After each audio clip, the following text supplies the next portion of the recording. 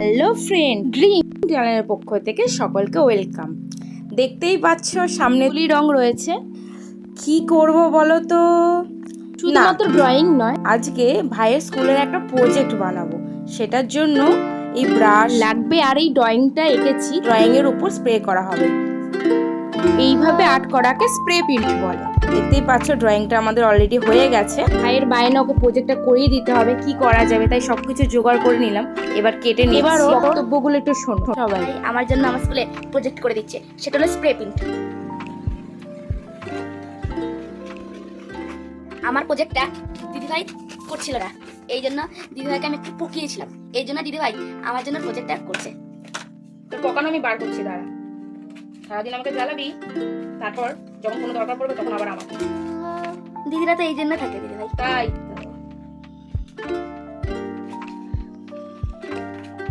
নিজের কাজগুলো পরের দিন থেকে নিজে করবি, আমি আর করে দিতে পারবো না। হ্যাঁ, আমি বলে 9 অবধি করে দিবি। 9 অবধি মানে কি? তোকে ড্রয়িং কেন শেখানো হয়েছে? ড্রয়িং আর করি নাকি, সব যখন আসে স্যার না আসলেও শিখিয়ে তো গেছে। অল্প একটু শিখিয়েছে। ওদের স্কুলে প্রজেক্ট করতে দিতে তোরা যদি না করিস তাহলে কি কি শিখবি?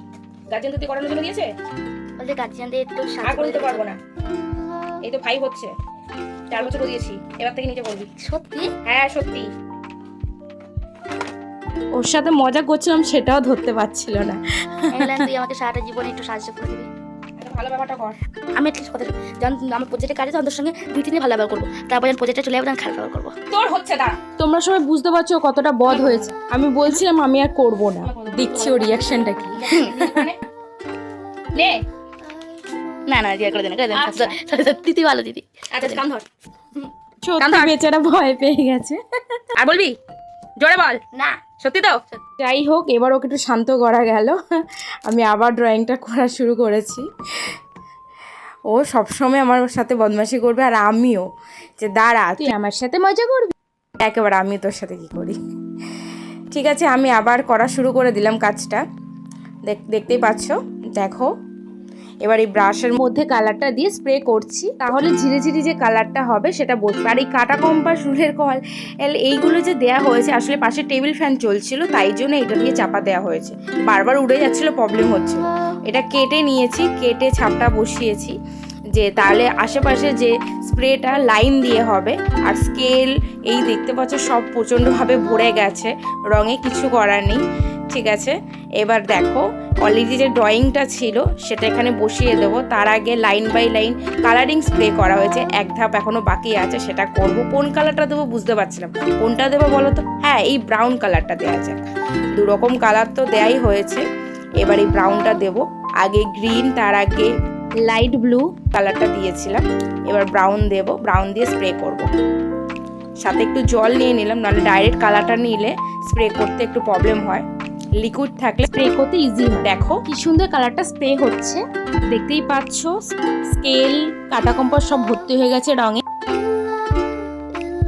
একটা জিনিস করতে গিয়ে 10টা জিনিসের ইয়ে। যাই হোক, আমাদের কমপ্লিট হয়ে গেছে স্প্রে করা। এবার সাইডে বর্ডারগুলো করব। ব্ল্যাক কালার দিয়ে বর্ডারটা করছি, তাহলে ভালো ফুটবে।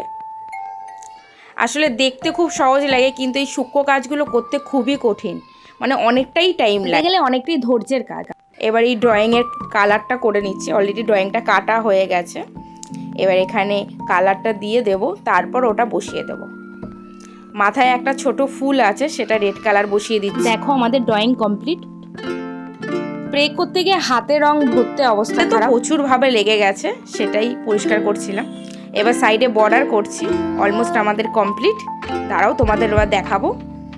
জানি না কীরকম হয়েছে, ফার্স্ট টাইম ওর জন্য আমি এরকম স্প্রে প্রিন্ট ট্রাই করলাম। তোমরা অবশ্যই সবাই জানিও কেমন হয়েছে। ওর স্কুলের জন্য মোটামুটি রেডি, আলাদা কোনো বোর্ডে দিইনি, ড্রয়িং খাতাই করে দিয়েছি। আর এই প্রজেক্টটা ক্লাস 5-এর জন্য ছিল, আমি খুব একটা ভালো পারি না, যাই হোক ট্রাই করলাম। ভিডিওটা যদি ভালো লেগে থাকে অবশ্যই লাইক, কমেন্ট, শেয়ার করো। আজকে ভিডিওটা এই পর্যন্তই, টাটা। শেয়ার, সাবস্ক্রাইব করো।